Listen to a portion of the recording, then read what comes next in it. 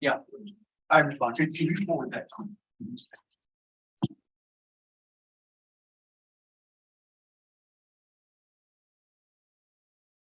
All right, we are back in this session. Next item on our agenda is the Pledge of Allegiance. And I believe we generally have some special guests joining us today. Is that the case today?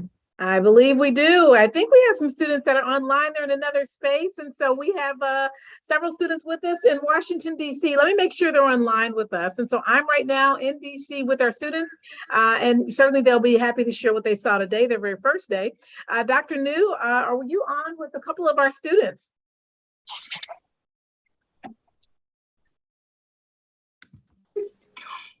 Yes, And Dr. I believe Anderson, she I am is. here. I have Ms. Perez. All right. So we'll go ahead and turn it over to Ms. Perez to start us off with the pledge.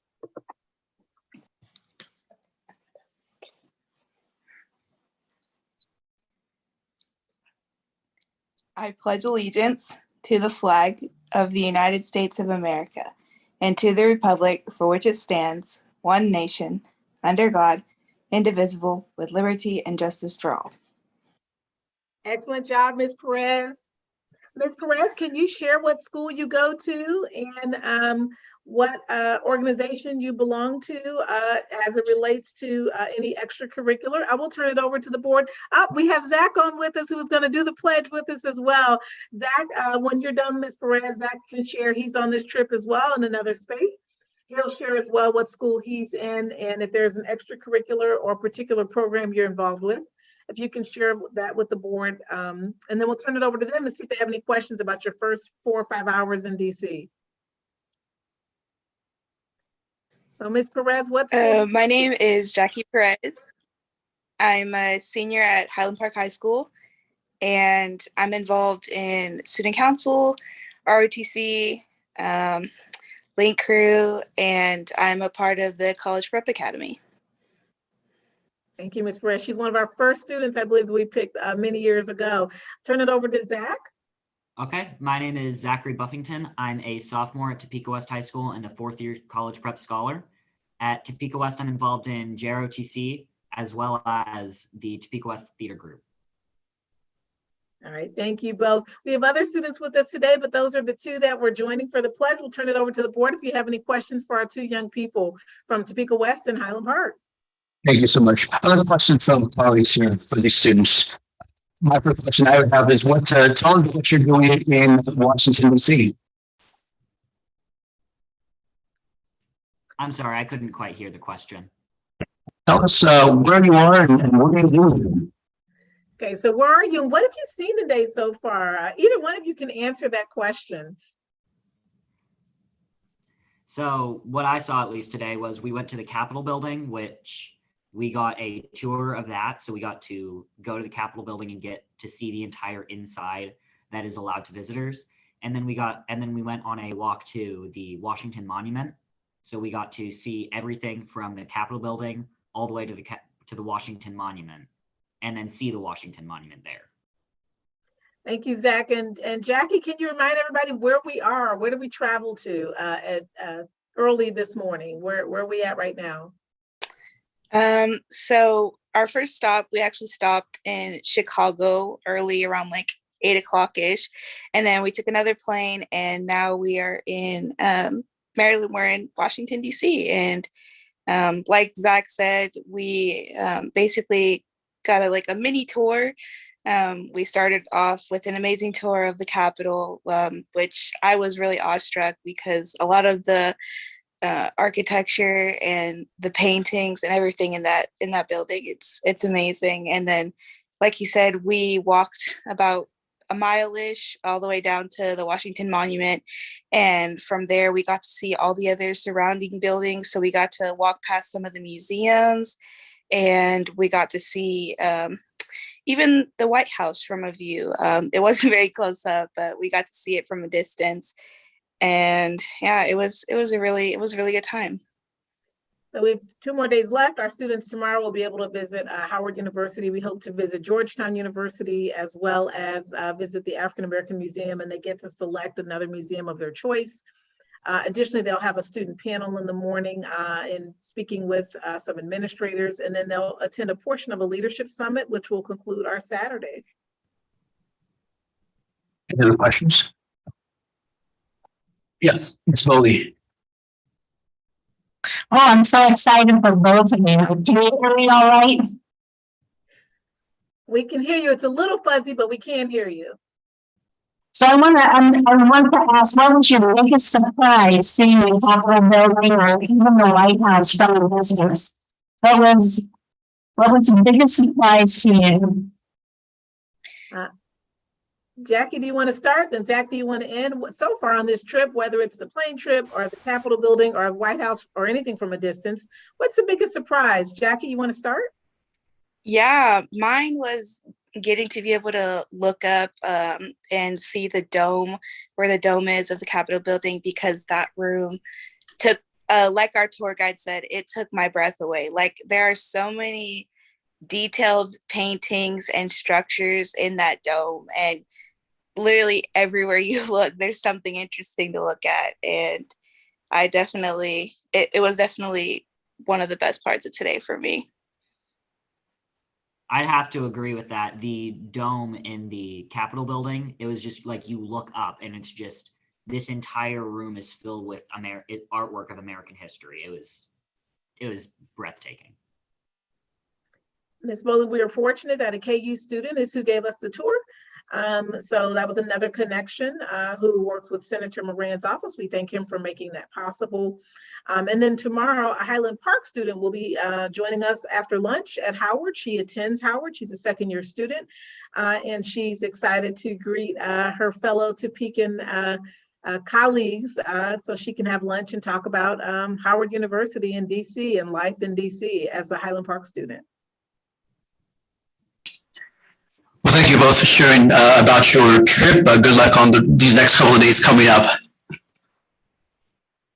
Thank you. So we are due to another engagement. And I think it's dinner. They've been pretty hungry. So from this morning to now, so we're going to get them off to dinner. We want to turn it back on over to our school board. Thank you, students. You can go ahead and sign on off, and we'll see you momentarily. Thank you. All right, next item on our agenda is the adoption of the agenda. Looking for a motion. Mr. President, I move the board approve the agenda as presented. All right, there is a motion. Is there a second? All right, Dr. Bonebrake. Any discussion? All right, seeing none, we'll have move to a vote. Ms. Lister.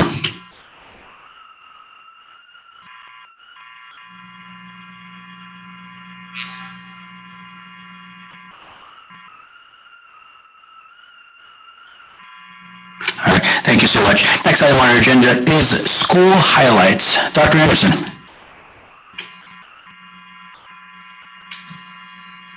Is she with us? Okay, we will wait for her. Let's take a look here. I know what I see under school highlights is Custodian Appreciation Day. Do we have anyone with? Okay, yeah, let's do that. Move to the video and we'll wait. I've done so much for 501.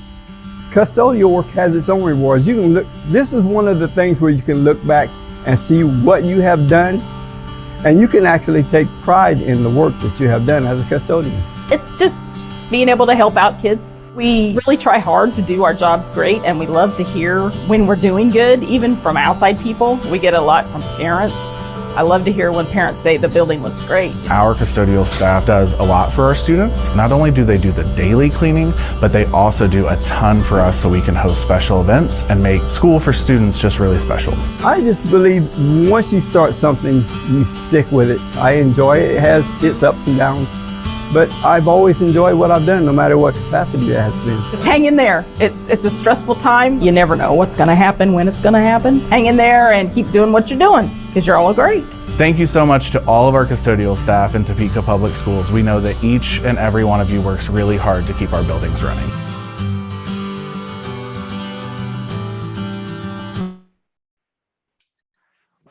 really true that that our individuals who make sure that our schools are clean and ready for students and staff are, you know, at the forefront, especially in the last couple of days, on the forefront of making sure that things are up to where they need to be, especially when we went through those couple of years of COVID, and we're still going through that. Do we have somebody who's going to read for us the proclamation today? Munoz. As we celebrate our Custodian Appreciation Day, we have Mr. Rob Seitz, who's here, who will read our proclamation.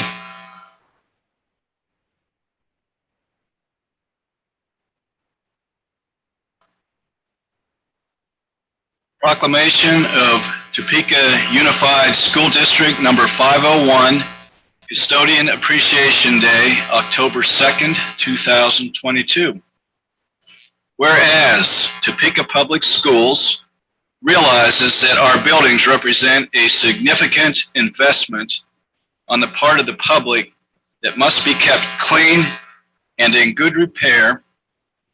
And whereas custodians are responsible for the daily care and safe operation of all facilities and buildings on a year-round basis and have taken on many additional tasks in light of the COVID-19 pandemic. And whereas custodians are partners within our schools who take pride in ensuring that our students are provided with a clean learning environment, whereas our custodians care about our buildings, teachers, and most importantly, students. They are always there to reach out with a helping hand. Their hard work and dedication are appreciated and noticed by the staff, families, and students alike. And whereas it is the district's commitment that every custodian is shown appreciation and thanks for all they do for our district and students, to work together to support student learning, to be meaningfully involved in the preparation of the learning environment, and to know that their job truly makes a positive impact. And now, therefore, be it resolved that the Board of Education of Unified School District number 501, Topeka, Kansas, does proclaim October 2nd, 2022 as Custodian Appreciation Day.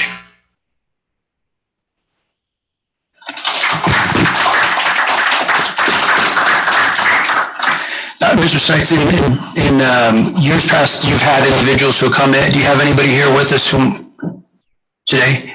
I don't believe that anyone, you know, that at the end of the year we'll recognize our, distinguished custodians, but some of the ones that you saw on the video was the first gentleman was from Jardine Middle School, and then Colleen Riggs was from Robinson Middle School. Did I see Mr. Jefferson? And that was Art Jefferson. Yeah. And then Gary Steinbach from McCarter. Those were the three that I recognized on that video. So. Right.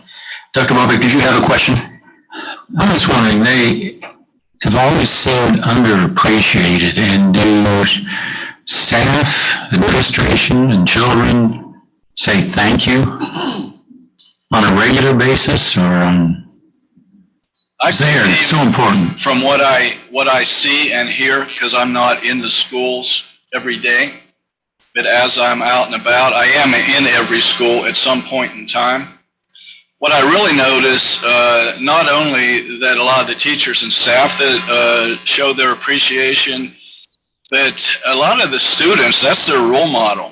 And it's interesting to see, but some of those students really latch on to the custodians. They know them by name, and they look up to them in a lot of ways. So I think that just a lot of little things that you see, whether it's being said thank you out of their mouth, they're surely showing thank you by the way that they treat them. And you're right, it's something that they work behind the scenes, and it somewhat seems underappreciated, and but they do an outstanding job, and we could not basically survive in this district without them. So thank you for recognizing that.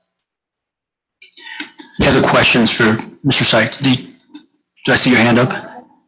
Just a comment. I remember Mr. Steve, the custodian at Scott Dual Language Magnet. He's since retired, but we ran into him not too long ago on the Shunga Trail.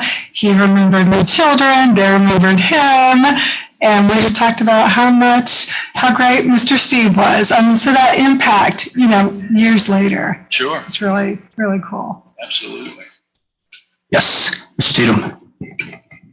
Custodians and the folks that really kind of pay close attention to every small detail Of the physical environment in the school buildings, they're really the unsung heroes. When you walk into a school and you look around and it looks great and everything's in place, chances are good that custodian was behind that. So I think I speak for all of us on the school board when I say that we absolutely appreciate everything that the custodians are doing. And Mr. R. Jefferson is absolutely a leader in the field. Everything, I've only interacted with him a couple of times. Everything about the way that he's passionate about the work that he does and his environment, and being proud about what he contributes to the benefit of education for our students is just incredibly inspiring. So, as you may have said a minute ago, heroes, a lot of times the custodians are heroes, and I think he's absolutely one of the exemplars of that heroism. So just again, kudos to your team for all the good work that you guys do. Thank you very much, and thanks all for recognizing this.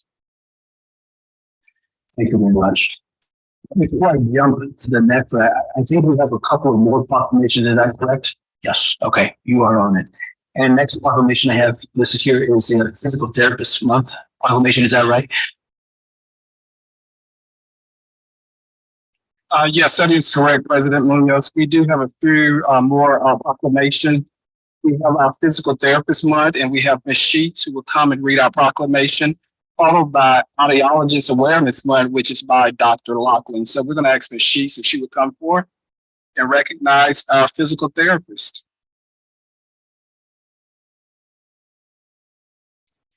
Proclamation of Topeka Unified School District number 501, National Physical Therapy Month, October 2022. Whereas National Physical Therapy Month provides an opportunity for physical therapists and physical therapist assistants nationwide to educate their communities about who physical therapists are and what they contribute.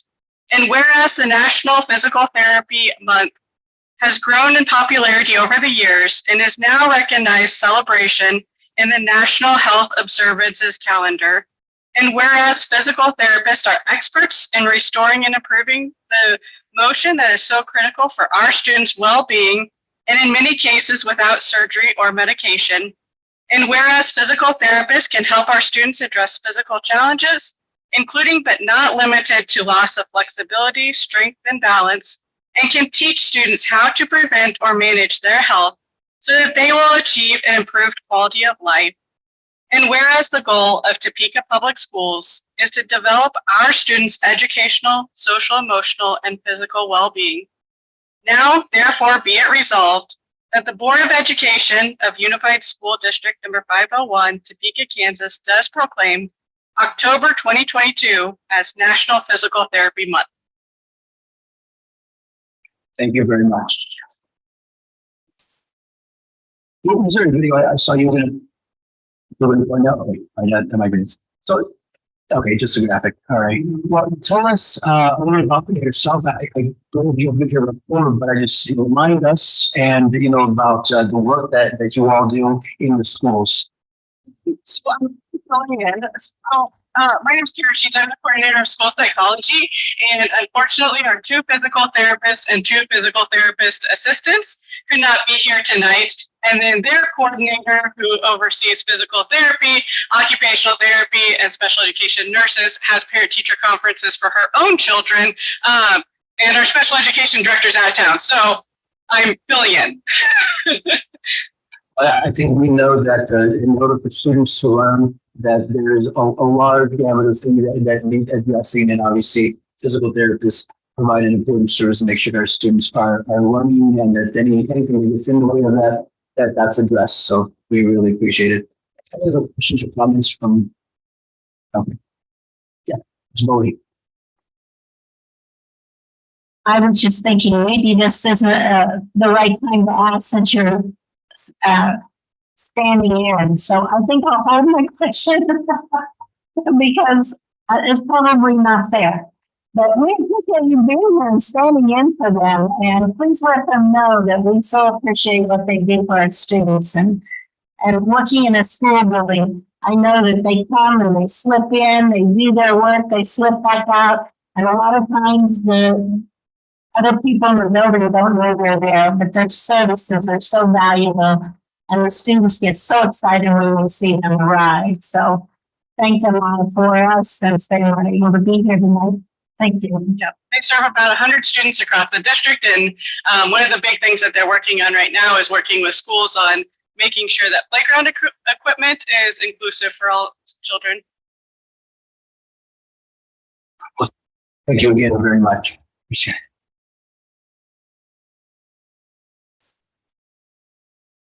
Next we have the Audiology Awareness Month. All right. If you want to see your name and we'll go into reading.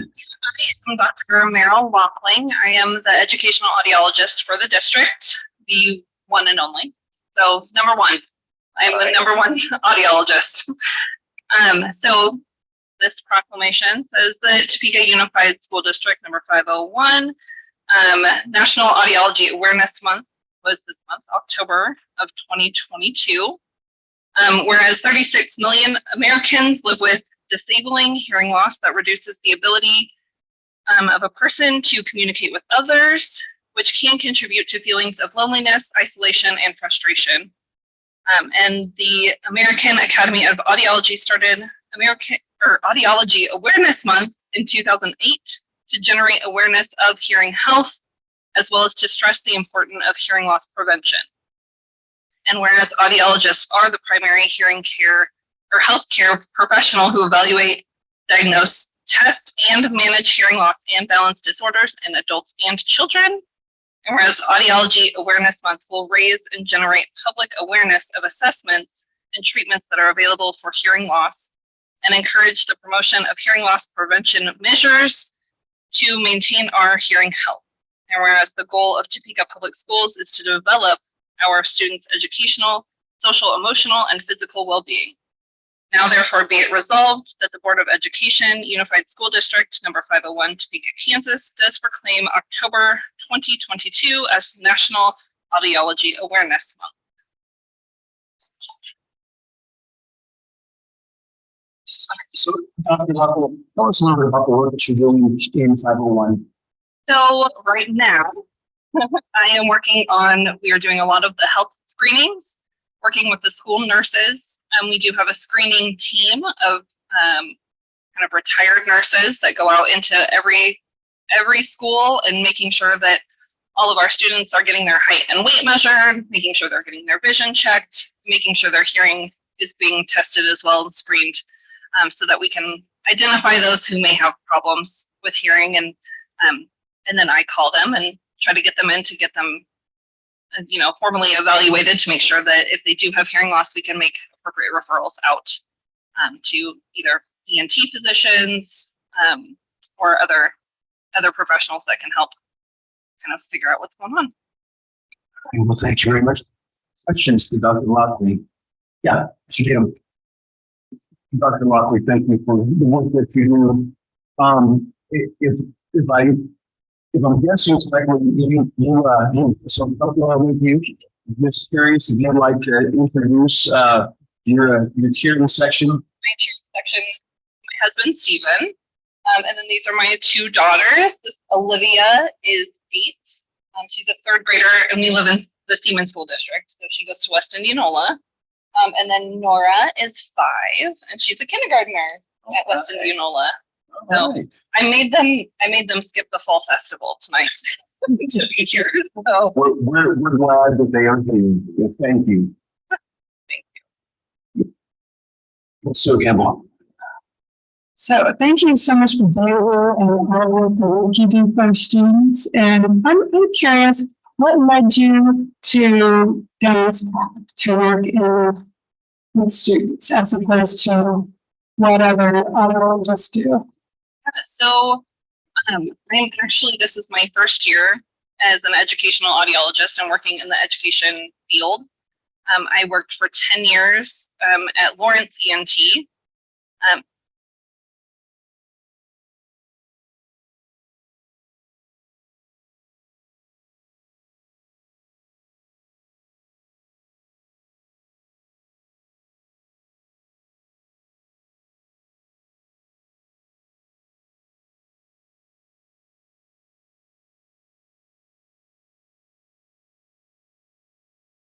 Really like it. And then this opportunity came up and I wanted to jump right on it. So I have loved it. It feels overwhelming, but I have loved every moment of it. So yeah, it's been really good. Yeah. Yes, absolutely. Thank you for hanging in there, because I know during the screening time, that's extremely overwhelming. So thank you. Just take a deep breath and stick with us, all right? Yeah. I have a couple of questions. When we find a hearing loss in a child, do we have actual resources to help those parents that may not have insurance to help cover those appointments? So that's where it's kind of difficult because a lot of commercial insurance do not cover hearing aids. More of them are more likely to cover them for children than they are for adults. If they qualify for, Kansas Medicaid, that can help. Kansas Medicaid does cover hearing aids for children.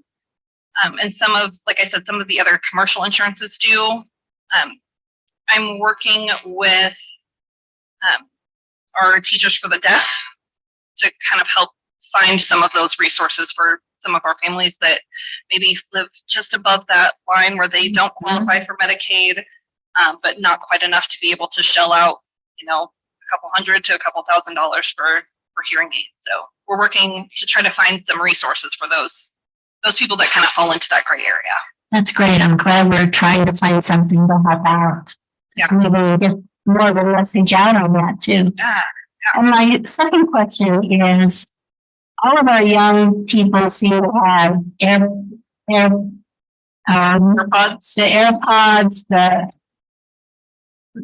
all of them have hearing directly into the brain.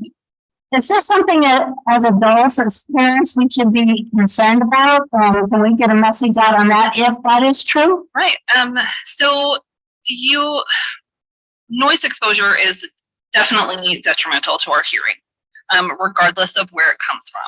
It can come from mowing, can come from hunting, ATVs, music, just having that loud music in your ears. So you have to look at how long you're exposed and how loud it is. So a lot of times you can limit, you can find certain headphones on the market that will limit how much they will output, so that your kids aren't being exposed to over the top, overly loud music. There are features within the iPhone, within the iPads that will limit the output within the parental settings. Unfortunately, they're smarter on tablets than I am sometimes. So finding those little tricks sometimes, like they will find it faster than you can and deactivate it. So, but there are things you can do, and it does impact your hearing later in life. We're seeing more and more students that are in, 10th, 11th, 12th grade that are having more problems hearing in those higher tones, which are more susceptible to noise damage. So it is a growing problem. And I think headphones definitely can lead to some issues that they're going to be dealing with for a long time. So probably the most expensive headpieces are probably better than the more expensive with more output. So, I mean, that's a good argument for people to say we can only afford this lower cost one. I mean, you can do a quick Amazon search of like noise limiting or output limiting headphones, and get any that will limit it to 85 decibels is going to be your safest bet. That's such good information. Thank you for that. I'm hoping that the people that are listening to that, maybe we can save some of them hearing. Because at my age, I know what we're talking about. So, and I didn't have those same stuff in my ears and my time growing up. So you're not invincible as much as you think you are. And at 40, you're going to be coming back to me and saying, I can't hear anything. So thank you. Thank you for the information.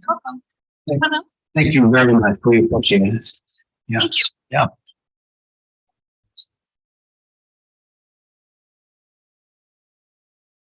Yeah, I think that is all of our proclamations. Is that right? Just to make sure we get everybody. Next item on our agenda, let's take a look here, is public communications. Let's just have communication. All right, thank you very much. Next item on our agenda is disposition of business by consent. Is there a motion? Mr. President, I move the board approve the items of business by consent as presented and authorize the board president or superintendent to sign the special project and purchasing contracts for and on behalf of the board. All right, thank you very much. There is a motion. Is there a second? All right, second by Mr. Taylor. Any discussion? All right, see no, yes. Dr. Bowman, you have a question? That in the consent or is that in the proposed budget? Work session. It's in the work session. Okay, thank you. All right, thank you very much. Let's see no other questions. Go ahead and move to a vote.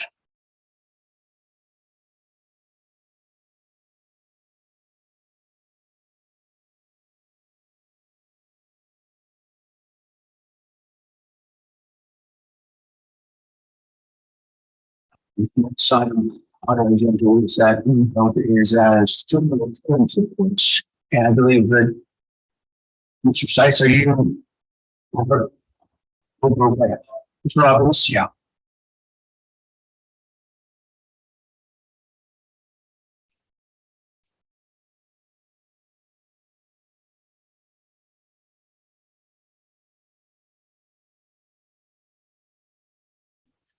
Mr. President and rest of the distinguished board members, I'd like to steal a little bit of Mr. Sykes' time to address a spreadsheet that I left at each of your stations. We have it up on the screen, but I left it there for you to look at closer to your eyesight there at your station so that you wouldn't go blind trying to read some of the numbers and some of the data that we have there for you. But this goes back to a question that Ms. Smith had posed during one of the public comments at the end of one of the board meetings a few weeks ago. And that had to do with our maintenance spend and whether or not, well, one had to do with the criteria that's used in determining our projects that we undertake. And I think that Mr. Sykes will get a little bit more into that as we talk about our major maintenance projects. But also whether or not there was any inequities across the district as far as our maintenance projects and spend was concerned. Was there a difference in maybe what we spend and focus into our buildings on the west side versus the east side? Was there a difference? And what we did is we went back in our electronic archives and we had one of our key personnel over on Rob's team. Matter of fact, he's the custodial supervisor. His name is Nate Schaefer. Went back and dug into the information going back to 2012. And we looked from 2012 up through 2022. And we segregated the information into three categories, or three major maintenance spend categories. You see the very first column is major maintenance. That is where the bulk of our spending in terms of dollars takes place. On an annual basis, we usually allocate anywhere from $2.5 million to $5 million we devote to spending on major projects, major maintenance. It usually takes place either over the summer period or over a longer shutdown. Take, for instance, a Christmas holiday or spring break, where we're doing major projects in buildings where most of the time we need for students to be out of the building to accomplish these larger projects. What usually determines the amount of money that we spend is the time that is required to do the projects. When I talk about a spend that is as low as $2.5 million, that was back during the days of the block grants, where we didn't receive the level of funding from the state that we needed to or we were accustomed to. So we reduced the spending on our capital outlay budget. We have spent as much as $5 million. And that is what's something we're usually able to do when we have our mill levy at its max that we are allowed for capital outlay, which is 8 mills. And we're able to squeeze in projects that we can complete within the time frame that we have. The next category is an area referred to as improvements. These are projects on a monthly basis that have been submitted primarily through work orders from the schools, and we decide to undertake and our facilities improvement budget is set at around $800,000. That is on an annual basis. What Mr. Seitz will do as a rule is carve $200,000 out of that $800,000 budget and use that for the third column, which is called special projects. And we do that again on an annual basis. You see the total that we have per building, and what Mr. Schaefer was kind enough to do was to split the buildings by section of town: west, central, and east. The total spend over that 10-year period you see in the fourth column as far as total per building. When we had those totals, just to kind of see whether or not we were equitable as far as the size of the building, particularly in our student centers, I asked Dr. Kip and his team to take a look at what the average enrollment was in those buildings over that period of time. We took that dollar amount, divided it into the average enrollment. That gave us an average dollar spend per student over that period of time. So if you look at the individual buildings and where you see where it is blacked out, those are buildings that are district buildings, but they're not student centers. But you see, I think, a pretty equitable divide between West, Central, and East Topeka as far as the average spend over that period of time.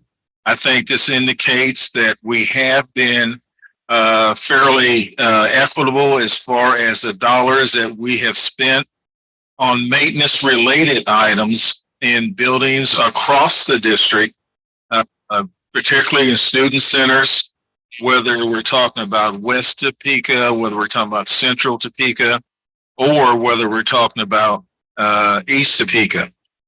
If you look at the buildings that had the highest average dollars per student, if you look at the top 5 that are ranked, number 1 and number 3 are on the east side of town, with number 1 being Eisenhower Middle School.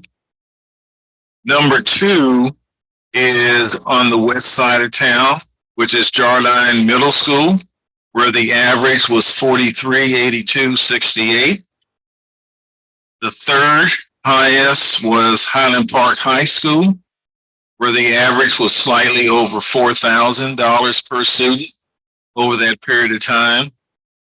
Then Topeka High, naturally being the largest building within our district, came in at number 4. And then number 5 was Hope Street Academy. Those were the top 5 as far as average dollars per student. But again, looking at the spreadsheet, the averages, the average enrollment, the average dollars per student, you notice on the west side of town, it came out to slightly over $2,400 per student. Close, just slightly under $2,600 per student for Central Topeka, and a little over $2,700 per student when we look at all the buildings on the east side of town. Hopefully, Ms. Smith, this kind of answers your question as far as the dollars that we have spent.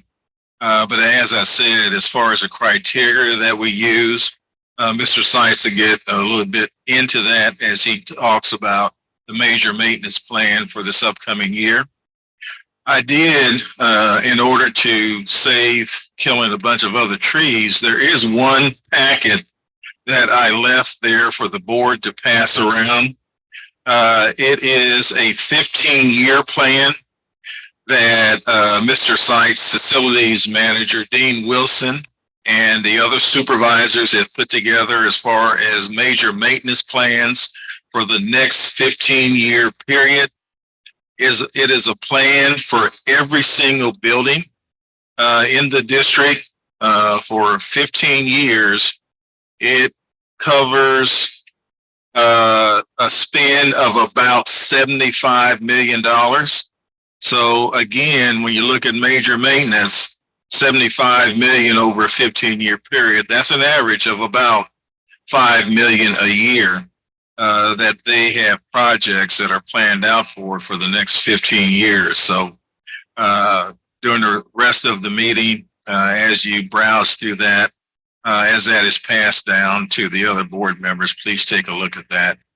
You can see that Rob and his team are very, very diligent and put together very elaborate plans for how they're going to maintain our buildings within Topeka Public Schools and also spend those capital outlay dollars wisely. Any questions for me before I turn the podium over to Mr. Seitz? I just want to say thank you. This is really good information. I do have some additional questions, but I'll wait until you do your presentation because you might be speaking towards those. But just questions around how we make decisions as to what kind of projects we're going to undertake for each of the buildings. And just a little background on why I asked this is I went to a city meeting at Highland Park High School and walked in, and the meeting was in their cafeteria, and kind of the condition of that hall when I walked in, I thought it just made me sad, right? We want our schools and our families to have pride in where they spend 7 and 8 hours a day. And so that just got me thinking about how do we prioritize those things? Are we making sure that, you know, we're spending the money where it's most needed? So I appreciate all the time you guys have put into this so far. Thank you. Mr. Seitz.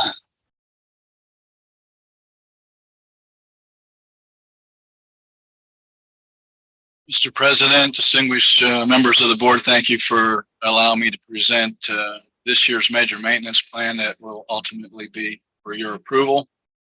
Real quickly, to respond to one question is that, first of all, when you manage any kind of large scale operation in a large district like this, it comes down in my mind to communication. And that's not just here, that's in any organization. If you have good communication, then that helps you make good decisions. That ultimately helps you to do better at your own job.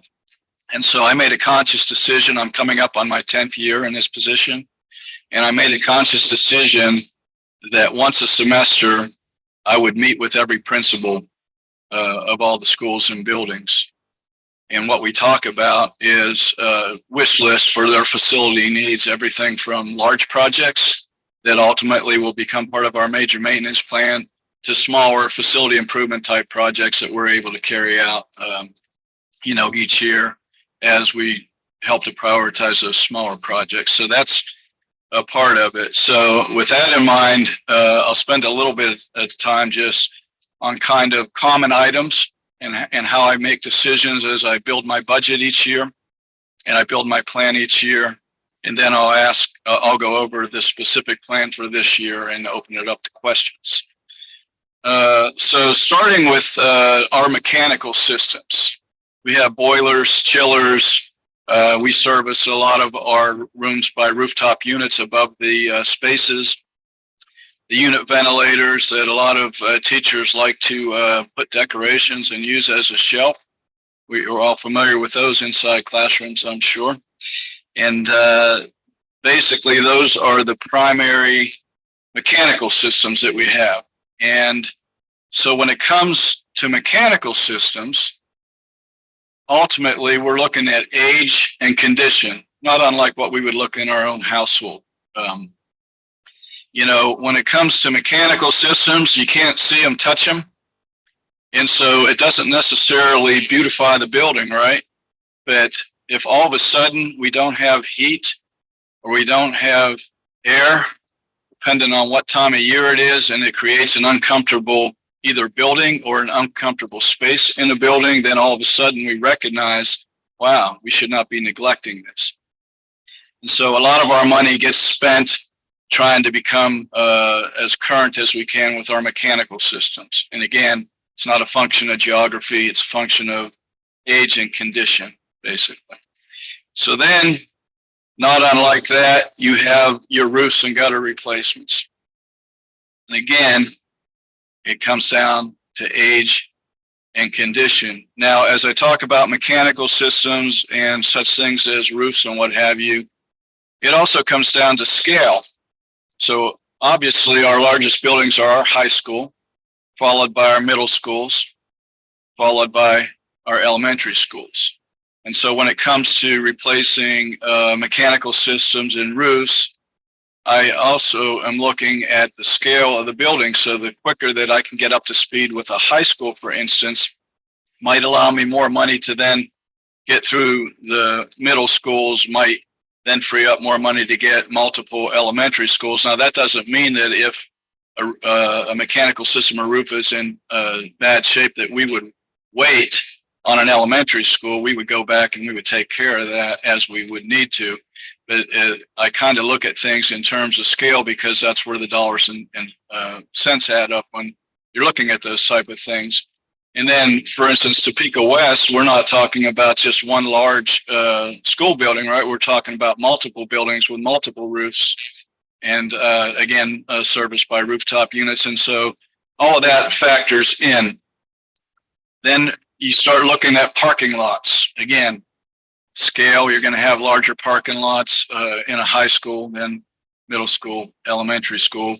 We're looking at the condition primarily, not necessarily the age, but the condition of the asphalt. They don't lie. We drive around the streets of Topeka, right? We know where the bad spots are. And the same thing with concrete replacements. And so it's a function of how things weather. Some things weather not as well as others. And so that becomes a factor. We're focusing right now to try to get all of our primarily high school auditoriums up to speed with state-of-the-art sound and lighting. Again, I say high schools because that's where our large auditoriums are. We do have some beautiful auditoriums in some of our middle schools. And then I think back to like State Street and Whitson that have nice auditorium spaces inside their buildings as well. And so again, where the money is going to come is to get those high schools in good stead and then start working my way in when it comes to like sound and lighting. And then we have athletic facilities, and we have, for instance, Hummer Sports Park, where we already had to replace the track. We had to, replace the track surface my first year here. And in a couple of years, we're going to have to be looking at track replacement. Well, that's significant money to do that, right? And then we had to replace the AstroTurf on the football field and on the soccer field, which we were able to do whenever I was here as well. Now, sometimes because all of you that know our deputy superintendent know he's very frugal, that he'll maybe get some relief if it's possible from the Hummer Sports Park improvement, fund that might offset some of the capital dollars that we're putting towards it with our major maintenance and what have you. And so, and then our tennis courts, which are primarily not only at the high schools, but our middle schools. And so we've been focusing on getting our tennis courts up to speed. And we're getting close to having all of our middle schools taken care of. We've done Topeka West. And so then probably what's focused next on Highland Park High School, I'm sure. So, but again, you have that. We do such things called tuck pointing projects. We have a lot of our school.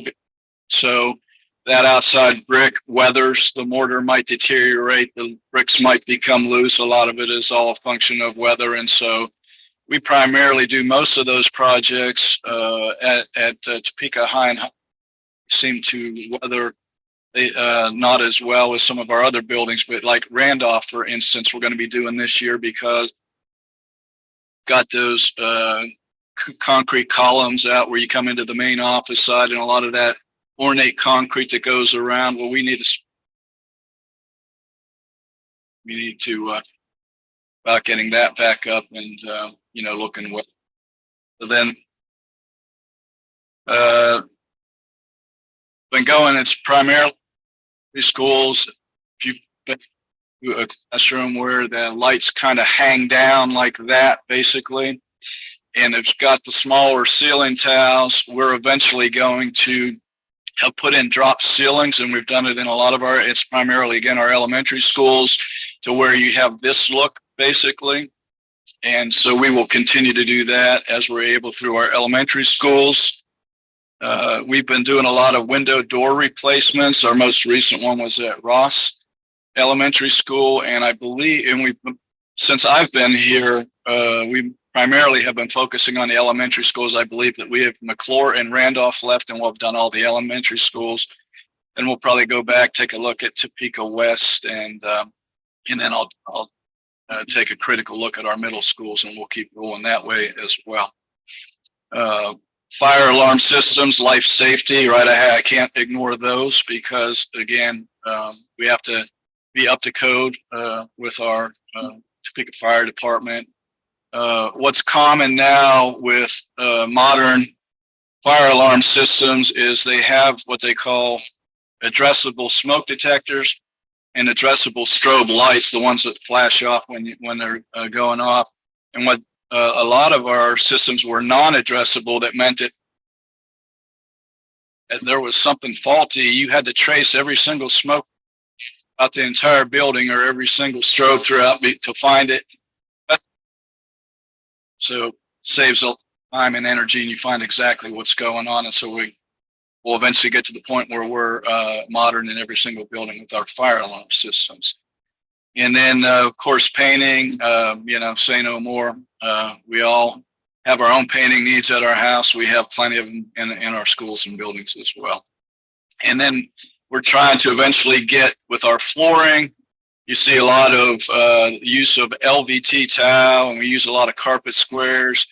And we're trying to get to the point where we don't have the VCT tile, some of them that whenever you tear up the floor contain asbestos. We're trying to get out of that. And so again, we just, as we have money that we're able to throw at flooring projects, we try to get our schools up to speed. And the most recent one where we've now done a total floor replacement over the last 3 years was French Middle School. If you've been through there, changed the entire look of that school just with flooring. And so again, it's kind of a juggling act, but again, it's not so much geographic as it is, just kind of looking at needs and what have you, maybe looking at economies of scale, maybe looking at aging conditions. So enough of that. I'll go through and I'll just talk about we're asking to be approved in this year's major maintenance, and then we'll open it up for questions, but hopefully that was a little bit enlightening for everybody. So.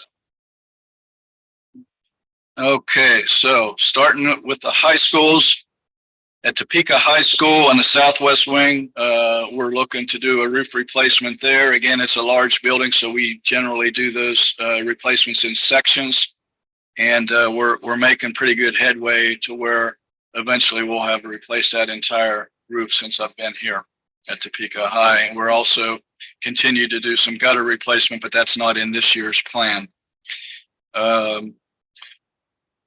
We are doing a major, we're doing a univent replacement on the first floor at Topeka High. Again, I talked about scale, so we're going to do that first because, again, you can see that's a sizable amount.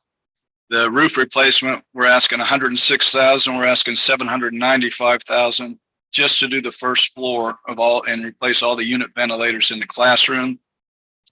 As part of that, we also have a control system where remotely we can go ahead and control such things as temperature, humidity, and some other things remotely on a laptop computer. And we have to, over the next several years, start to replace those controls. And so we're going to start again on the first floor with the first phase of building controls at Topeka High. Again, the object will be to knock out the high schools, come down to middle schools, elementary schools, and hopefully we'll be in good stead there. We've done one phase of the sound system improvement at Topeka High. We're going to follow through with the second phase of that. And then we are going to start with phase one of a better lighting system in there. So that's $300,000. The building control was $250,000. That's everything for Topeka High that we're requesting. At Topeka West, roof replacement over the auditorium and then the ROTC building. We're having major leaks in the ROTC building. So again, definitely need to have that done in the auditorium. We're not necessarily having major problems, but it's time to replace that roof as well. That's $227,000. We're asking for that. And then the ADA ramp to make it ADA compliant, where you come up the middle from the main office up to the main campus there. We are going to make that ramp so that it is actually compliant with the ADA law, and we'll do some modifications there. Depending on how it gets designed, we might even have a second one that comes up where those steps come up from like where the backside of the auditorium is in the music wing and what have you, coming straight up. It's possible we might have two ways to go up and down there, but we'll see once we get it all designed. And so again, asking $190,000 for that. Chase Middle School, we started last year, and it's going to take several phases to completely redo the the heating and air conditioning system there. And so we're asking for another $281,000. It's mostly to replace some large air handlers there. Eisenhower Middle School is tennis court replacement. We had hoped to do that last year, but then it came in a lot higher. Sometimes, again, with what we're dealing with COVID, it's affecting pricing on some things. So now we know we've got it budgeted correctly. So $180,000 to do that. And then also to do the asphalt track, $200,000. You might have noticed the Jardine one that we did, one we did at French. Robinson already has one. Chase has one. Once we do Eisenhower, we're just down to land. Yes, sir.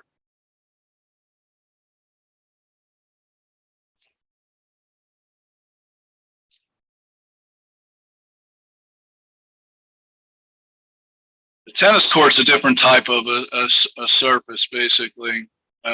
It's almost, I want to call it rubberized, but it's not really rubberized, but it is an actual overlay that once you prepare the underlay of that surface, they lay this on top, basically. And apparently that's the most tennis courts at all the colleges and high schools, middle schools around the country are basically. And then on the asphalt tracks, basically what you're doing is you're almost preparing it as if you were going to pour concrete. Basically, you're all the underlay is a specific type of a base that they lay down, and then they come over it. Not unlike what you would see with road work, and then they put the asphalt down. And that's how those are.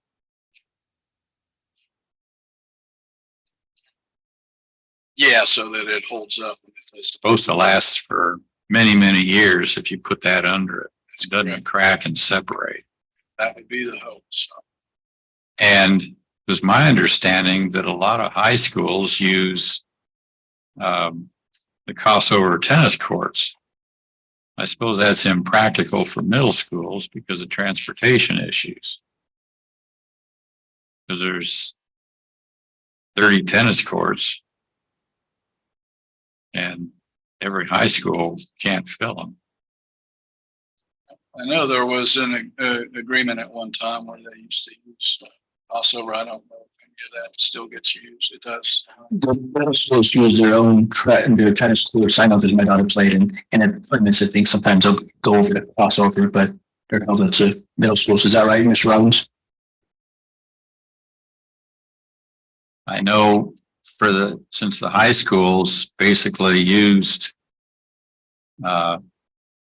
crossover courts, it only cost $5,000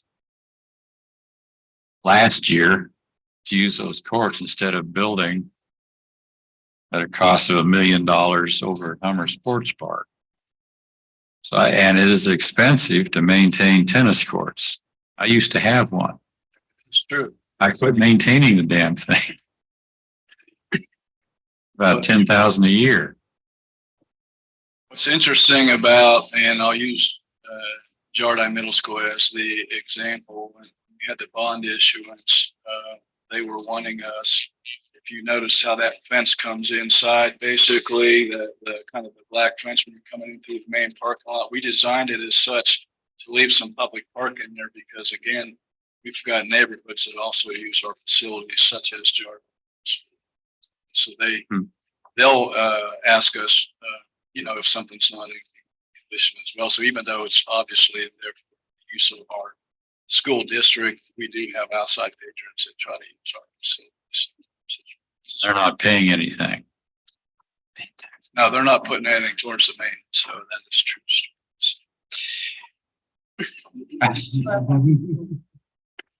Okay, and so then the first phase of, again, a major heating and air conditioning project at Eisenhower is we didn't have the electrical capacity there to be able to put in the similar system that we did at Jardine. And so the first phase is actually to provide additional electrical service that will allow us in phase 2 and probably 3 to be able to do the remainder of that project. And so a lot of that's going to be electrical in nature.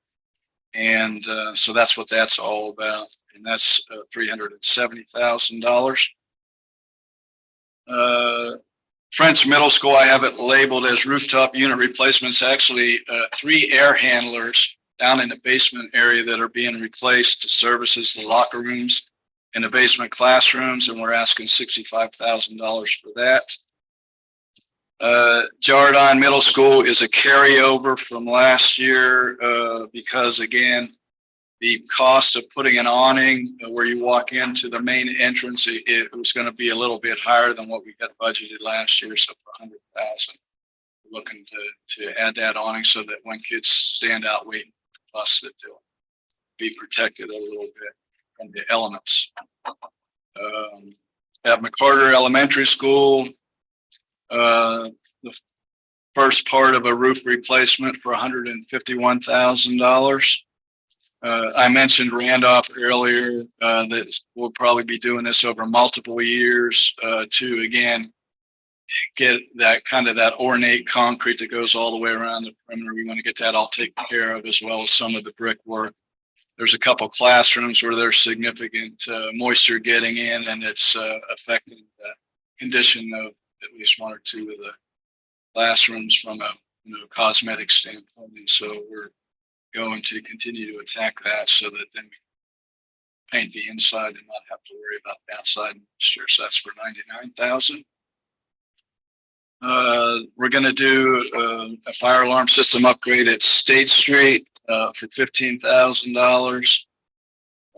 Whitson is going to be similar to what we're doing at Topeka High on the first floor to replace all the univents and then the control system component of that. So $400,000 for the univent replacement budgeted and $200,000 for the control system there at Whitson. And then another fire alarm system upgrade at Williams Magnet, $25,000. And then roof replacement above the locker rooms and the concession stands where we're having a lot of leak issues for $131,000. And then last but not least, at the service center, that's where primarily we refuel all our activity buses, our fleet of vans that a lot of you have taken the opportunity to check out from time to time, and then our own employee fleet, they gas up there. And we have to do a major overhaul where the gas tank at the island is, and that's $115,000.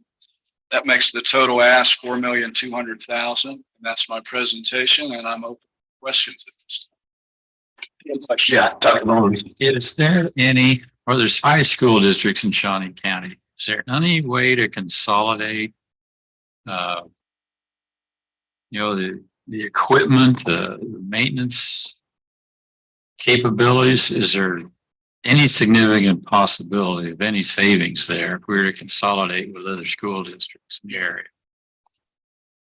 I think I'm going to allow my deputy superintendent to take a shot at that because he probably knows better than I. So that. I think the opportunity exists. The thing that's hard to gauge is whether or not there is a willingness to partner in that way. I'd say early on in my tenure, I tried to create some partnerships with surrounding districts when it came to maintenance and operational items, and there just was not a willingness to partner with Topeka Public Schools in that manner. I will have to say that was a few years ago. It isn't something that has been looked into recently. So I would say that the opportunity exists. It would have to.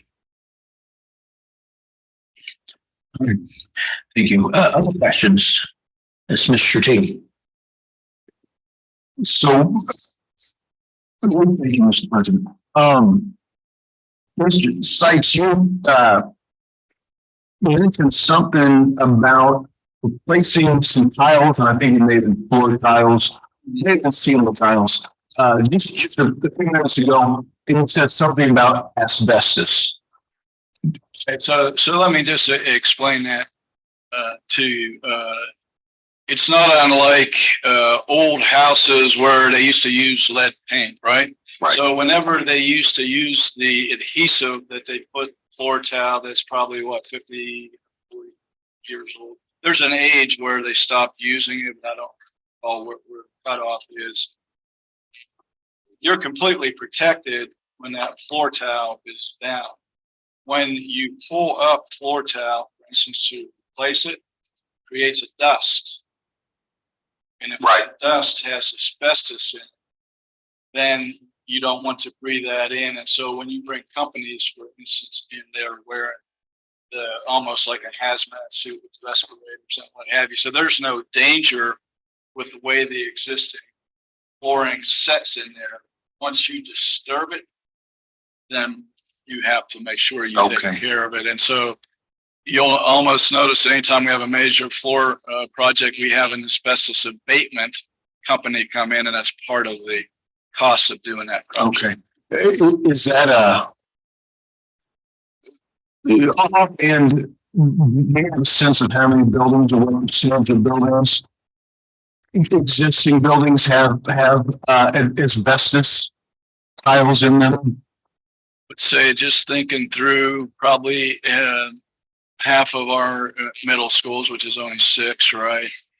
Probably maybe without knowing for sure, maybe like 55-60% of our elementary schools that still need to have that work done. It doesn't exist. That kind of flooring doesn't exist at Topeka High. We've replaced most of it at Topeka West now, and there's still stuff at Highland Park, like for instance, even in the cafeteria at Highland Park, for instance. So there, I mean, there's still a lot of work to get to where we need to with all of that. So. Okay. Yeah, and asbestos really isn't a problem. What was it? The hospital on the east side of town had asbestos all over the walls. It was there. The asbestos creates a mesothelioma in miners who have mined it for 20 years. But no one's seen it in people exposed to the floors or asbestos in the walls. But there's a heck of a union that makes a bunch of money. I tore a rental property down about 20 years ago. The cost to tear the property down was $3,000. The cost for the kitchen floor, which might have had asbestos, was $4,500. But you're not licking it and chewing it and swallowing it. You raise a good point. If somebody says that, oh, we're going to demo that house, we're going to demo that building, but there's asbestos in there, you can't demo it until you abate it. So it becomes there's federal laws, more costs involved because you have to abate all that before you demo. So all those type of things do come into play. Other questions? Yes, Ms. Bowie. When we are using the carpet squares, are we just using them over the existing floors without disturbing the tiles so release the asbestos? We've done both. It depends on what the condition. If the floor's rock solid and we are able to do that, then then we have done that. And the reason why we've gone to carpet squares is because if you get a stain in a square or two, you can just replace the square versus replacing the whole carpet. So that's why we've gone to that. So as long as we don't disturb the tile, because we say asbestos tile, but it's really the glue, not the tile. It's not. So the tiles are safe in our schools. Yeah, and instead of tearing them up and disturbing the dust, we just we use carpet tiles instead. That is an option. Yes. And then you'll never have to worry about it because you're going to have that extra layer of protection. So it's never going to get moisture or get loose. Thank you. Other questions? No, while you're waiting for any questions, my question is, I recall that maybe a couple of years ago, the city did a survey of all of our streets, right? And we get a sense of which of our streets are in great, status and which ones need addressing. And I want to get a sense, how can we better understand the state of our buildings in the district? Any sense of, do you all have, I know you have something that a 15-year plan there, but right. How can we better understand the state of our buildings?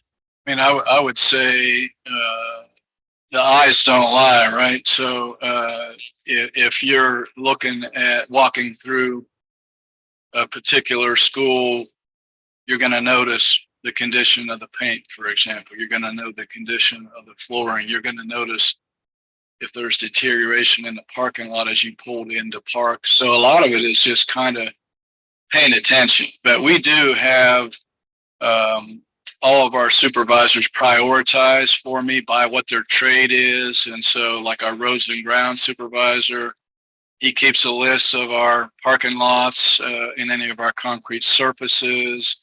Also, the roofs fall under his guidance, and so he keeps track of that. We also track the roof warranties and what have you as well. With our mechanical systems, the same thing. We've got ages of all of our equipment. And then, of course, our supervisor over that, he knows which ones we struggle more with than not, that, that type of thing. So, but a lot of it, because a lot of you go in and out of the different schools, you probably have a sense just by walking in, I would imagine. It's probably noticed something that stood out to you, and that's pretty much the way it is. All right. And then the communication with the principals. Yeah, I think that seems key to be able to have a pulse on individuals who know their buildings in and out, sideways. Yeah. Okay. Michelle, did you have any questions? No, very good information. I mean, it's exactly as you said, me walking in, going through the 23rd Street project meeting. There was just some plywood that was over in an area that entered into their cafeteria. And I can say this as a Topeka High graduate, Topeka High, you never would have seen anything like that. And so, I represent that side of town. That's my neighborhood now. That school is my community member. And so I just want to make sure that we're looking at it, addressing their needs. Yeah. And what I tell my principals, if something stands out, send me an email. So, the same with you. If you reach out to Mr. Robbins, I can promise you it's coming my way. And, I want more eyes out there, right? That just helps me do my job better. So I don't take it personally. I mean, we figure out a way, we problem solve. We might not be able to do it all at once, but we'll get there eventually. Yes, Mr. Sue Campbell. Thank you for this. This is a lot of information and time. I was at home back in the spring during the tax season, and a parent addressed me and asked me, said, "Now, why is it that the staff at my middle school is in such disarray, whereas the tracks at the other middle schools are so much better?" And I know, look at all the tracks at all the middle schools. And this parent had photos on her phone. She said, "I've gone around. This is such a, say school days, but she's showing me the pictures of the different schools." And she said, "How is it decided what building gets attention?" And I said, "That's a great question. Please email me these questions and these photos." And then she didn't. So anyway, so I'm going to, this is a good time to address it. Down to Eisenhower and Landon, so I'm pretty sure it was one of those two. Okay. But they were primarily just dirt and grass tracks, those middle schools. So the fact that we're going to asphalt tracks is a significant improvement for all of us. It's a matter of progress. Every school is going to get that same treatment and attention, but sounds like. Mm-hmm. Okay, so I could tell her, even though she never did email me, but I'll see her eventually. I could tell her that it's coming, the new track, it's coming soon-ish. Okay, thank you. Yeah, see, the last track that we did was Giuliani. I intentionally wanted to jump over to the east side of town to do the next track, which is Eisenhower, as far as middle schools, before we did another track on the west side of town. So that's how Landon ended up, basically, it's going to end up being the last school, middle school that we do the asphalting of the track. And we know that even with tracks that we have that have already been asphalted, we have one that I looked at the other day, toured the track just a few days ago, Robinson, So if you hear anything about Robinson, we know that there's some repair work that has to take place on that track because it has some significant cracks in it. We think it had to do with the original work that took place. It wasn't up to a quality standard that we expected, but we're aware of that. We plan to address that. Okay. And I was going to make a comment about, the eye test as far as buildings are concerned and what may or may not need to be addressed from a maintenance standpoint. The thing that really probably concerns me more is the things that you can't see. Okay, when it comes to the building maintenance, because those are the items that are extremely expensive. And they are also the items that have the ability to take school down for students. And I'm talking about, an eye test, unless you know what you're looking at and you're a skilled technician, you may not know that there's an issue about to develop with a boiler. Okay. But a boiler can take you down totally. So, we have very good people that are work as part of Rob's team that monitor those boilers. They monitor the cycle. We try to be proactive as far as replacing major maintenance items, or I should say mechanical items like boilers, HVAC systems, so that they don't catch us by surprise and off guard, so that it could impact an instructional day. And I think they do a very good job of that. When we do have unexpected failures, he has a team that reacts very quickly. One of the issues that we seem to have experienced since we have been in a pandemic is we may identify an issue, identify a part that is needed, but then have difficulty getting that part, okay, in order to bring the piece of equipment back up. But I really take my hat off to people like Kevin Kermish, who handles, boilers and HVAC systems. He works tirelessly. There's not a time, a day or night that you can't try to reach him on a cell phone because there's been a problem that has developed at a school that he doesn't pick up and respond. We just have some great team members over there that, keep things running, so that we can have school each and every day. So, there's things that you can see. The eye test will tell you about some things that need to be addressed. But, the eye doesn't see everything, particularly some of the major issues that can develop. So. All right. Hey, yes, Dr. Bowbrick. I'm sorry, but I did track high school, college, and asphalt tracks for hell. I assume they're a whole lot cheaper than the AstroTurf or these other spongy surfaces. Yeah, absolutely. And so, again, I'll let Mr. Robbins expand on this, but I don't think that we would put the same type of track at Hummer, which is our premier sports facility, than we would at the middle schools. But you're right, it is a much more expensive surface that they put down for what I would call a professional track. So that's true. Another purpose that we're trying to address with the asphalt tracks, it's not just for kids to be able to run and practice track, but it's also to help our health initiative. We want to have a track that we encourage staff to use to walk, exercise on. And, that's just as much of an objective that we have with asphalting tracks as we do providing a running surface, because even though we have those tracks at middle schools, their meets take place at Hummer.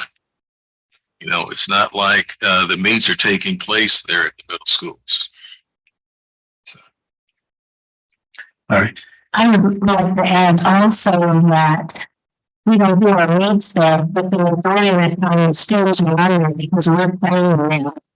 And their practices have to be the best that they can with the sport that they're doing. So it's really giving them the best track we can for those practices and their training and the coaching piece. So, but they are for our competition.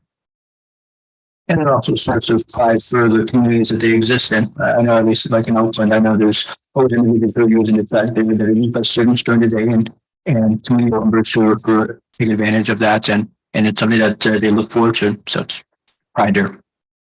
Any other questions? Now that I think we've asked enough of you. Thank you, Mr. Sykes, for all the work that you do. Appreciate it. Yeah. Thank you. Okay, let me jump back over. That is our the last thing I have on our agenda is a discussion item, which is the 2023 Legislative Committee reports to the Delegate Assembly. Will you be reviewing that for us? Or I will be overviewing that. I thought that I might need to, so I did a little homework. I am Region 2 representative in the Legislative Committee for Kansas Associations of School Boards. And we have been working on the legislative directive that you received in your agenda today. And I just thought I would bring up a couple of items as we go through it, particularly the one for Kansas. We have one for Kansas. We also have one for the federal.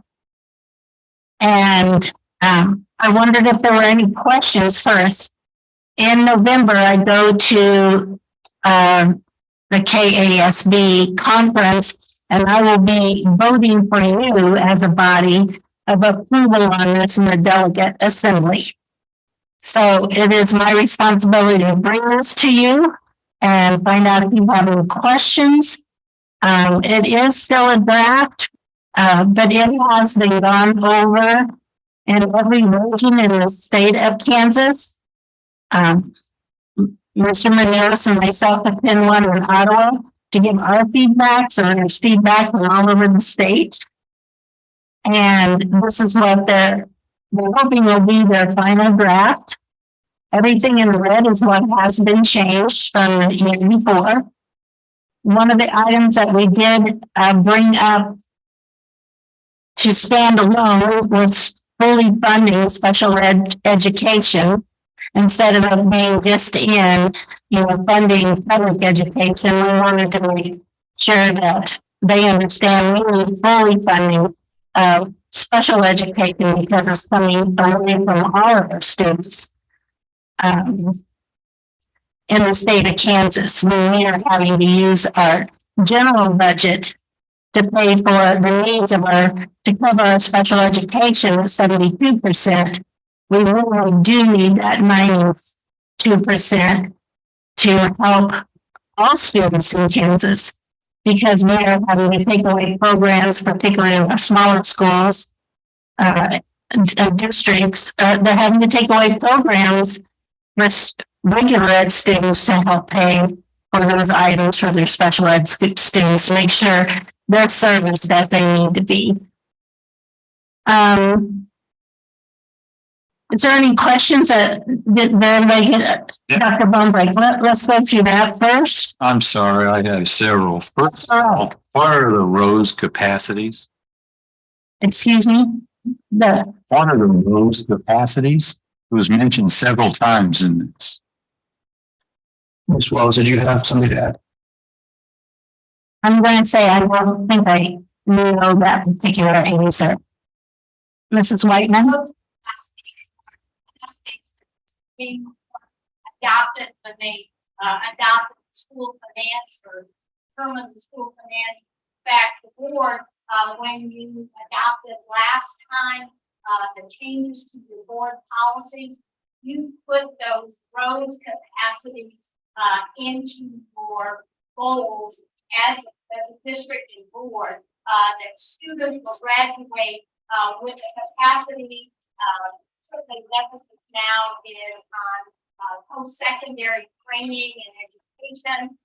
They will graduate with the skills for reading and math to be able to compete in a very competitive international environment, and the capacity to be able to participate fully in the democracy, being informed citizens, being able to make decisions and judgments about issues affecting them and their community. But they are codified in statute now, and you as a board have adopted them as part of your goals as a district. That on graduation, the goal will be to have all students through the education process in this capacity. There are 7 of them, and they are part of our accreditation process. Thank you. Continuing goes out. Right. Which then brings up, we're compensated more if the children are grade capable, they're meeting grade level, but may not get full payment for the students if they're not college and career ready. Does anybody define how we determine college and career readiness? So this state has identified college and career ready standards. Those are the standards that we teach. They also have identified college and career ready within the different areas. They've identified those proficiency levels within the CAP as college and career ready.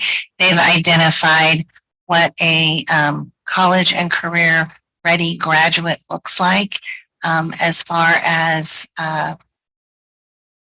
If they're not on grade level? they can. There's a whole set of those, and we talked a little bit about it last time. Some of those social emotional skills are college and career ready soft skills that we're looking at that the state has identified. That just seems rather ethereal definition, and I don't think there's a course in it. But yeah. And is there a movement to include gifted children in special education mandate? They are already included in special ed. Special ed means anything above a general ed. So they are gifted or possibly students that are maybe challenged or trauma challenged. They can be, we have a list of what special education would be umbrella. So anything above the regular education in the classroom that we supply to students will be considered special ed, special education. So they wouldn't be in a special education class. There'd be a different IEP in that teacher's classroom. Yes. Technically, every child probably ought to have an IEP. Pretty much every child in our district, because of the way we look at our data, every child does have an individual study plan that helps them if they are scoring high in that classroom, and we are trying to find ways to take them forward. If they're scoring well, we need to just help those students. And when we say special education classes, many times we think of our students with disabilities, and that's not what a special ed classroom looks like now. It's, we don't really have special ed classrooms, we have inclusion, so there might be some things where we need to go for part of their day, but it is not where we're doing all of education for those students. Same with our gifted students, they are in the school buildings, or part of the week to go to gifted classes, and then we come back to the regular buildings, the regular school. Okay, and I think I saw, on television, the news, they were showing people running past the extended stop arms on school buses. And we're talking about cameras to record the license tags. Because that is a rather dangerous situation. Is that's included? KASP covers all of Kansas. And those cross arms or stop arms are extremely abused in the rural areas. And so this is a high need, high concern for rural areas. And so it is a high concern for Kansas Association of School Boards and our legislative this as well to pass some type of law that can regulate that and protect those students. And our bus drivers and all the kids on the bus. So yes, it is part of it because there are a lot of counties that need this type of legislation. State will probably fund it at 70%. If they fund it at all. These are the things that we want to work for, and hopefully we get the majority of them. Many of them are extremely fully funding special education, but there are other areas as well. One of the other newer things that we put on is the discussion of teachers profession, teachers licensing, and teacher pay. And we was probably not in the temperature of government right now, but we believe that it needs to be stated every year, just like civil rights or women's vote. It didn't happen overnight. We feel like it needs to start now. We need to find that respect for our educators again. So it is put in there, but probably not something that, paid teachers, higher wages, as the professionals that they are, the education levels that they have, it probably won't happen overnight, but we feel like it's important to start stating it and repeating it every year.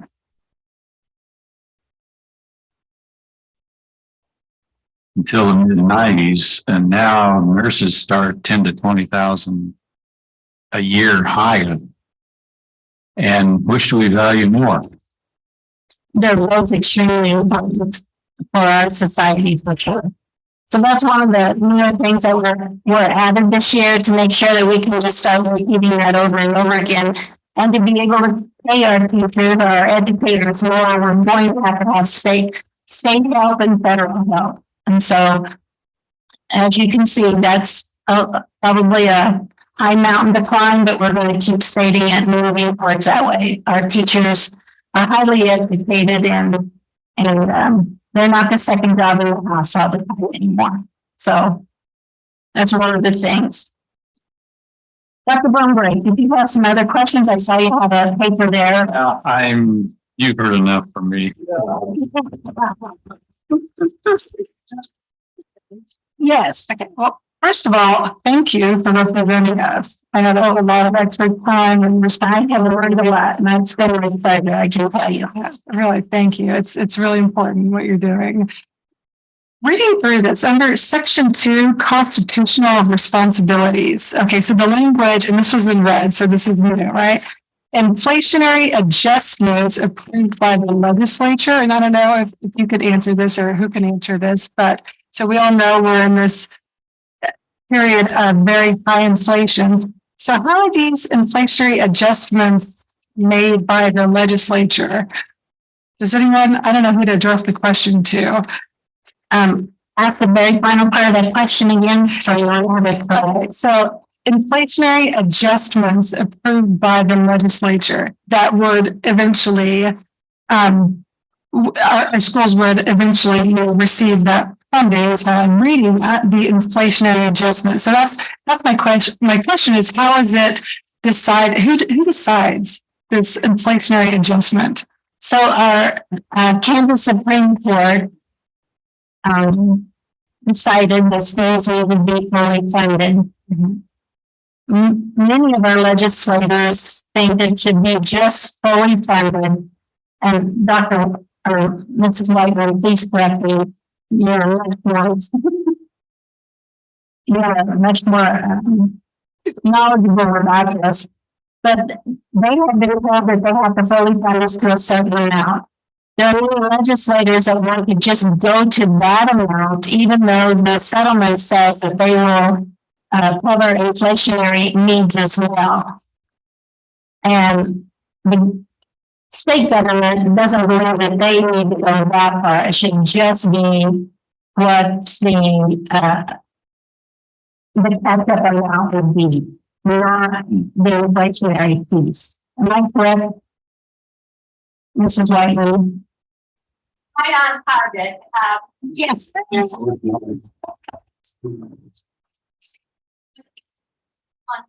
that the legislature had to meet, and the legislature has met the yearly increases up to now. Now, once they have done that, to basically they're at that point, then the court said that it had to be according to keep it up.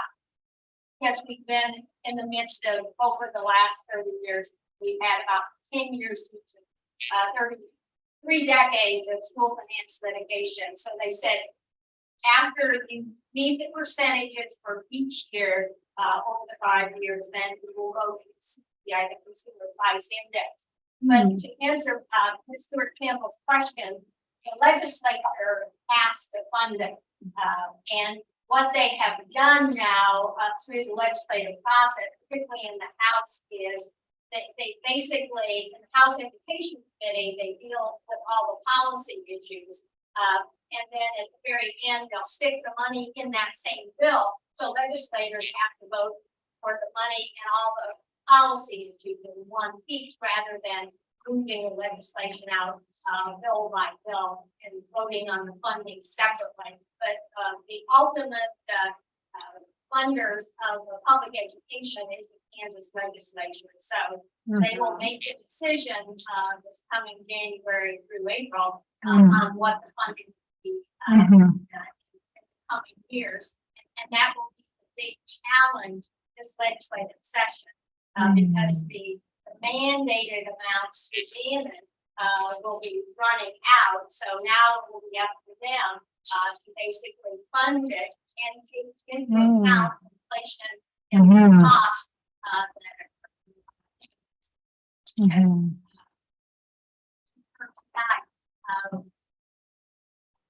public education is subject to inflation also as well as our Okay, thank you.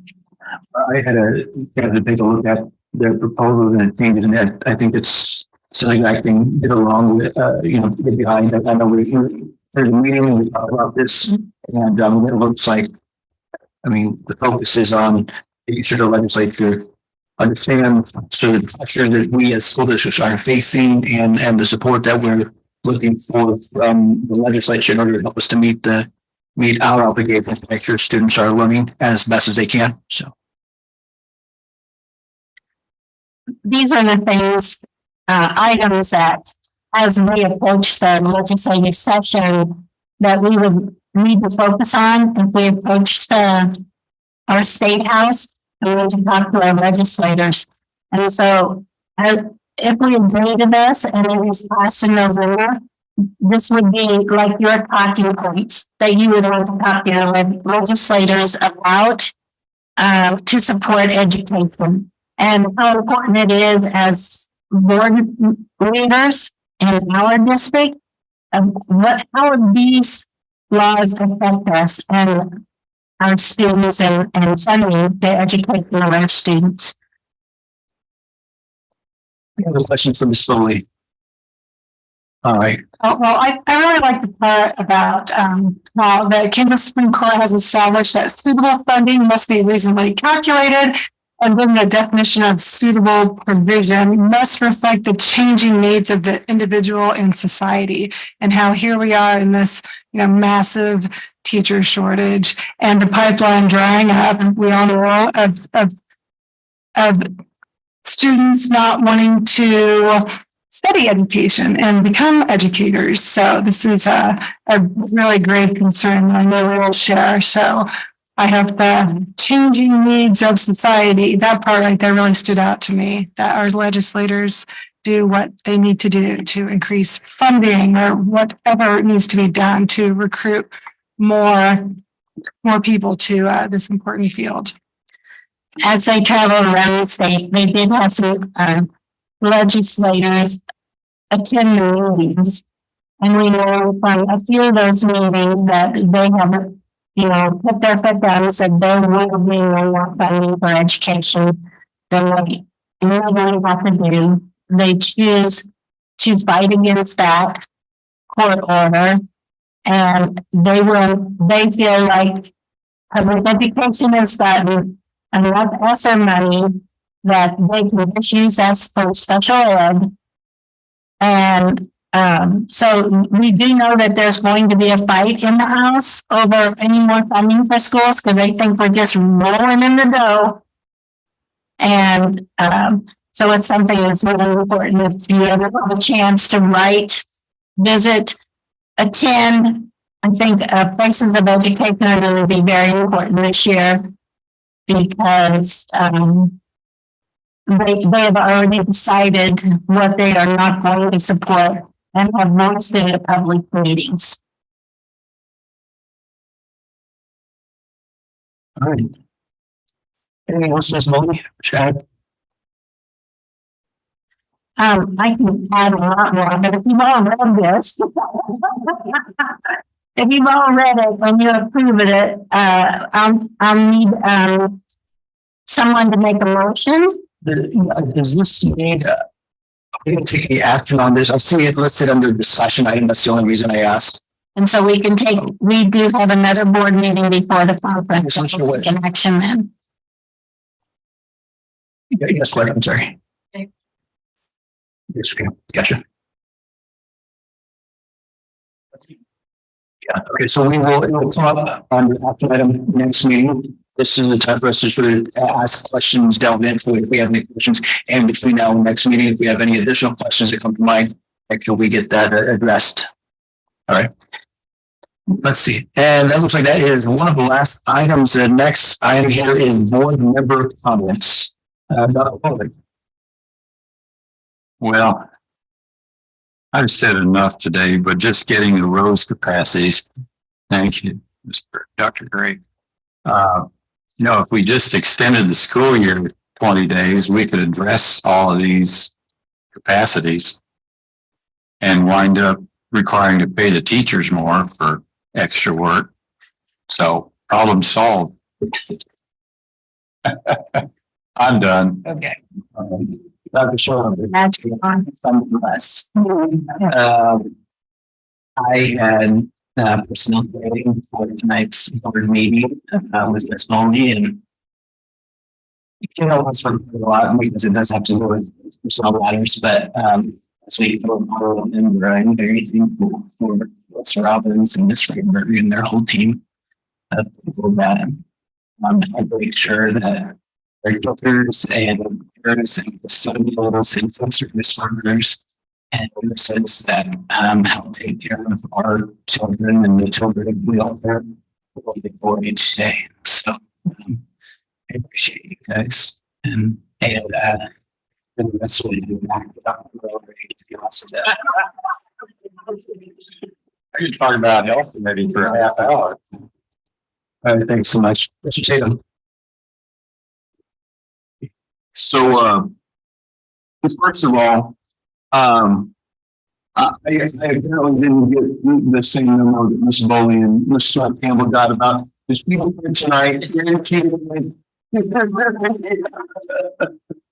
Somehow the rest of us were left off that communique.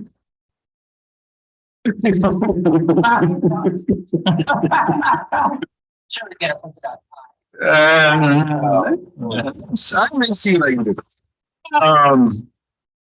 So earlier this month, Dr. Bonebreak and I had we were present for the health insurance meeting, and I took copious notes and then walked out the door this afternoon and forgot them at home. So they're forgettable. If you remember one thing that I did highlight from that meeting, and Mr. Robinson certainly embellished on any of this information. There's one of the recommendations or one of the directives of new health insurance and the planning process has to do with the establishment of a kind of a health oversight board made up of a variety of different employees of the school district volunteer their time to kind of give some direction and guidance to some health-related issues for the district. I thought that was a great idea. I think that collective bodies tend to work well and to provide a voice for all the members of the given community to contribute. I did think that there was already one of those groups established, but this particular recommendation seemed to either reestablish it or to do it in a different way. I wasn't quite sure about that. But all in all, it seemed to be very good. I think there was some question about, I think Mr. Robbins asked some questions related to the time commitment for those involved with this group and what duties and responsibilities would someone who's on this committee have. So that was pretty intriguing. Definitely the one of the high points of that particular meeting. The other thing that I wanted to be sure to mention is that I happened to just be at Topeka High the other day, just randomly going and got a camper, my daughter Olivia, and I happened to just be at the right place in the right time for an event that I think I'm getting the name right. Running in the halls. I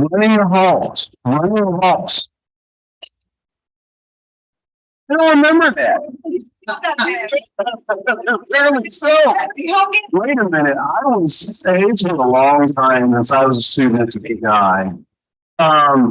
But for whatever reason, this really stood out to me. It's for those that aren't aware of it, it's basically a Valley style kind of event in which everyone stops what they're doing. They come out into the halls, and when a team is leaving to go to one of their sporting events, whichever sport it happens to be, the band and the cheerleaders will walk through the hallway.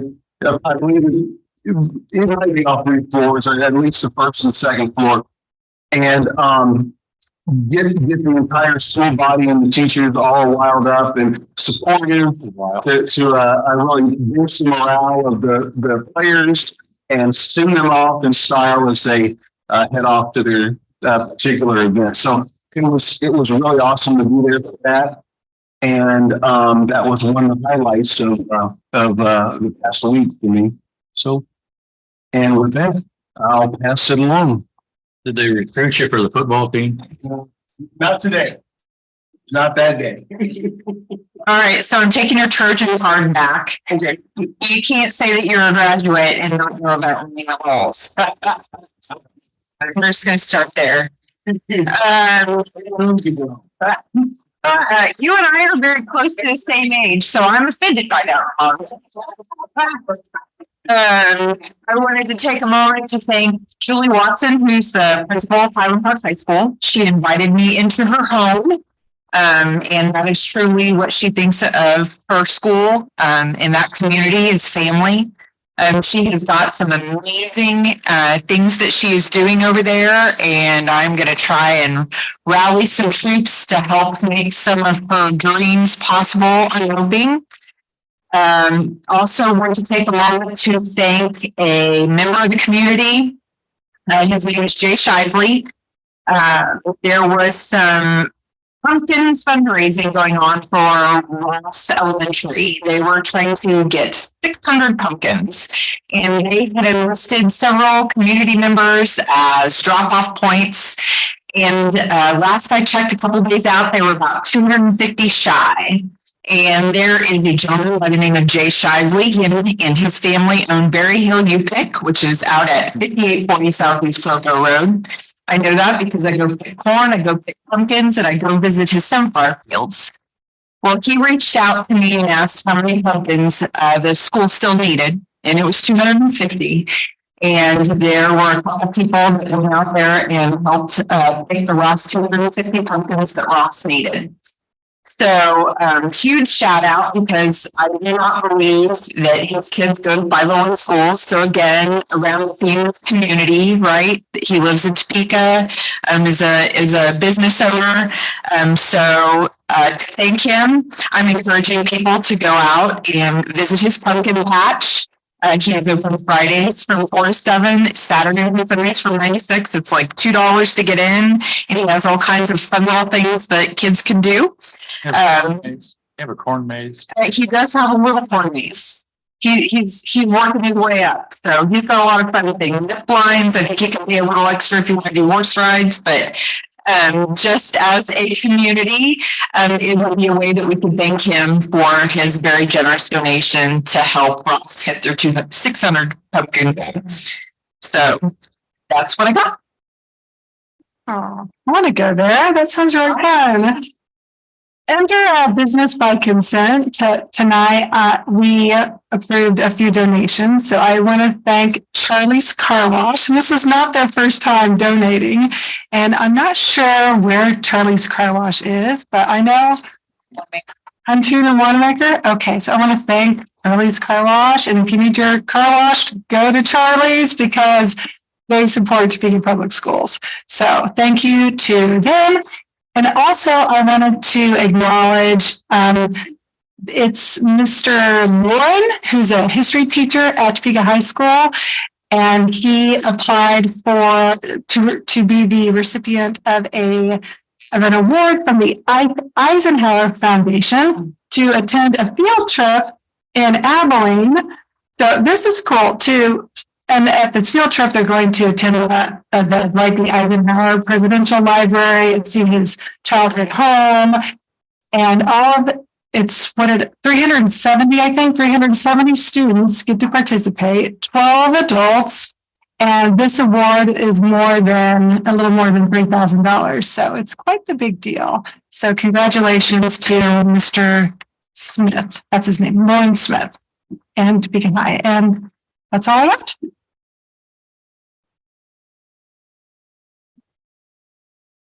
I have several things. I apologize. I see the clock, so I apologize. But I need to report out that on Tuesday, myself, Mr. Robbins, and Dr. Anderson attended the Intergovernmental Cooperative Council, ICC, that I can remember last time.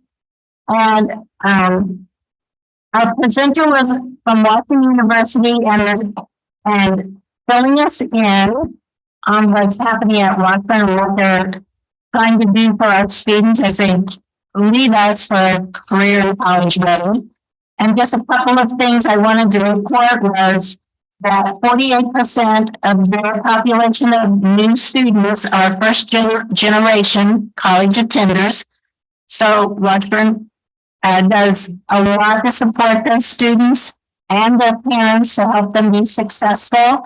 And so that, we have several students that are going there. We got 2 students that are going to Washburn for a ride from Cleveland High School. So it's nice to know that all that support is there. Another thing that we learned is that 40% of their students are of color and from our local area. And they stress that it is a good bargain compared to other universities, and lots of support for the young people. At our personnel committee report, even though it's been reported on a little bit. I wanted to stress that an audit has been in process for the last couple of years to look at all wages to see that we are being competitive and fair for the jobs that they're doing. And we've almost have it all completed. We're down to our clerical, and we will be working on that. They are next in line. And we are very proud of the wages that we have for our employees. And I appreciate the HR department and everyone attached to that for doing that audit so that we know exactly where we are and where the pay is, that we are being fair to all of our employees. We had our children policy meeting, first one for the year at last week. They welcomed their new policy committee members, which are of parents and community leaders, and they were able to fill all their positions this year. And so they're very happy about that. And basically the meeting was about what it means to be a policy committee member and what we'll be doing for the coming year.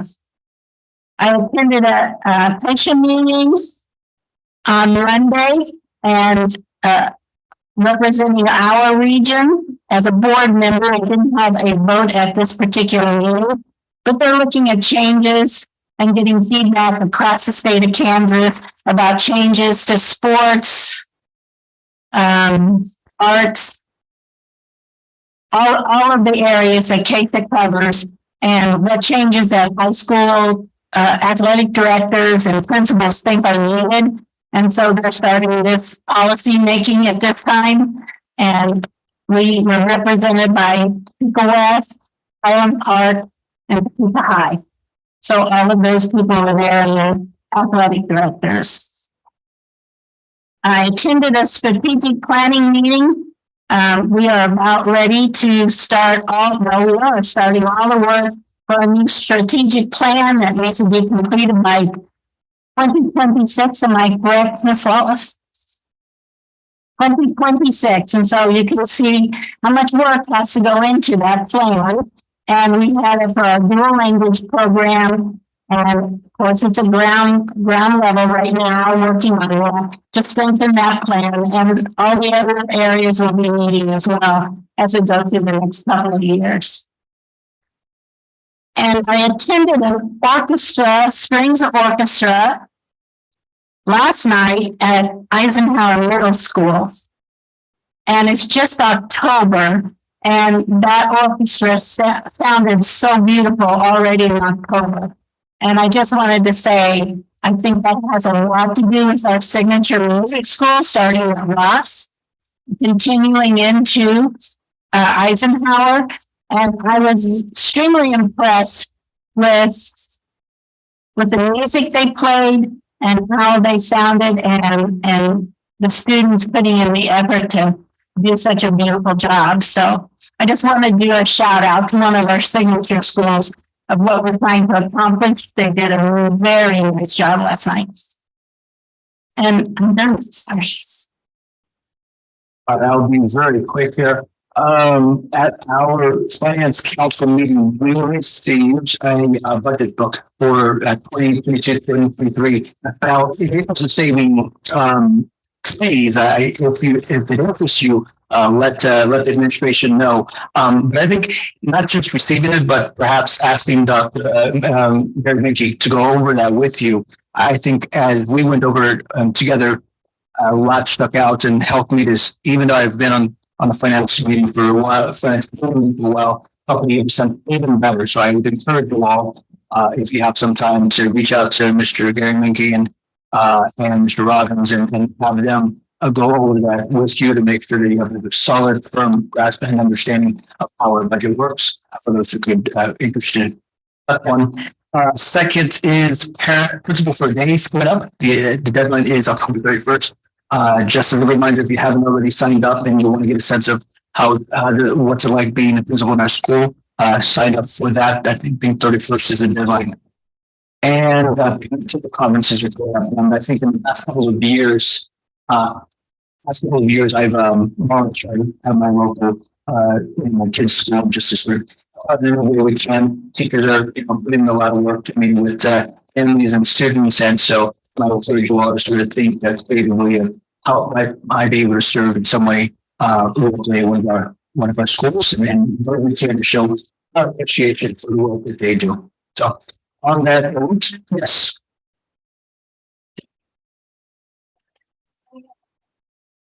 So for you should receive an email. I think well, that should be out. I'm sure they can send it again, but I'm glad I mentioned it because I'm sure you all have received it, but if not, all right. Well, just send it FYI that Principal Day is coming out, so you still have some time, plenty of time.